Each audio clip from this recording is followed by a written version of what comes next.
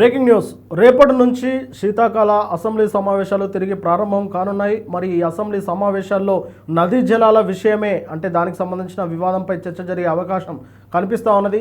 దీనికి తోడు కేసీఆర్ సైతం రంగంలోకి నేరుగా దిగనున్నారు. కాబట్టి ఇకనైనా ఆ కేసీఆర్ను అలాగే బీఆర్ఎస్ పార్టీ నాయకులను అడ్డుకునేందుకు సరైన వ్యూహాలతో బయలుదేరాలని ఇటు రేవంత్ రెడ్డి సర్కార్ అయితే తీవ్రంగా ఆలోచిస్తూ ఉన్నారు. ఇక రేపు అసెంబ్లీ సమావేశాల్లో భాగంగా కేవలం కృష్ణానది జలాల విషయం మాత్రమే కాదు, 2 సంవత్సరాల పరిపాలనపై కూడా బీఆర్ఎస్ ప్రశ్నించేందుకు సన్నద్ధమైంది. ముఖ్యంగా కేసీఆర్ గారు ఇచ్చిన ఆదేశాల మేరకు అటు మాజీ మంత్రులు, ప్రస్తుత బీఆర్ఎస్ ఎమ్మెల్యేలు చాలా సమస్యలపైన వారు అంటే కొన్ని సమస్యలపైన అసెంబ్లీలో చర్చించే అవకాశం ఉన్నట్లయితే కనిపిస్తూ ఉన్నది.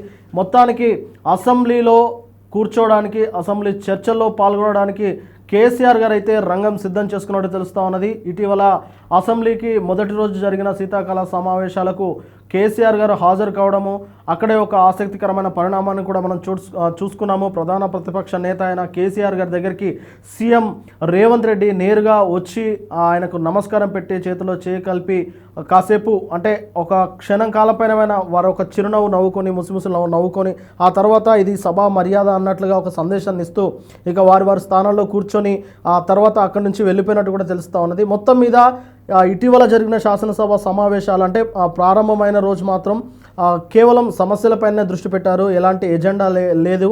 కాబట్టి ఈ రేపు జరగబోయే అసెంబ్లీ సమావేశాల్లో నదీ జలాల ఎజెండాగే నదీ జలాలపైన కూడా అసెంబ్లీలో పీపీటీ ఏర్పాటు కూడా చేస్తూ ఉన్నారు. మొత్తం మీద తెలంగాణకు జరుగుతున్న అన్యాయం ఏంటి, తెలంగాణ రాష్ట్రానికి రావాల్సిన నీటి వాటా ఎంత, ప్రస్తుతం వస్తున్న వాటా ఎంత, దీనికి గల కారణాలు ఏం చేస్తున్నారు, అంటే ఎవరు ఈ కారణాన్ని కల్పించారు అనే దానిపైన రేపు వేడిగా చర్చ జరిగే అవకాశం అయితే కనిపిస్తూ ఉన్నది.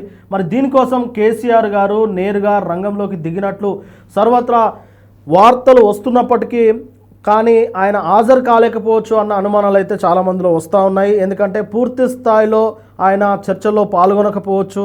ఎందుకంటే ఆయన మహబూబ్నగర్ రంగారెడ్డికి సంబంధించిన ఎత్తిపోతల పథకానికి సంబంధించి, అలాగే తెలంగాణకు వాటాలలో నదీ జలాల వాటాల్లో జరుగుతున్న అన్యాయం గురించి ఆయన మహబూబ్నగర్, రంగారెడ్డి, నల్గొండ జిల్లాల్లో భారీ బహిరంగ సభలు ఏర్పాటు చేసి అక్కడ దానిపై ఆయన ప్రసంగిస్తామని అక్కడే యుద్ధం మొదలు పెడతామన్నట్లు కేసీఆర్ గారు మాట్లాడారు.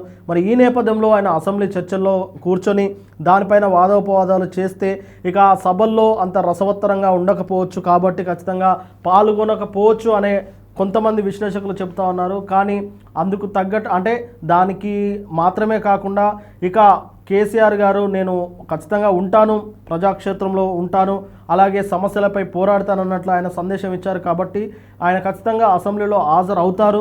అసెంబ్లీలో హాజరైతేనే ఆ ఉందాతనం ఉంటుంది సభకు కూడా.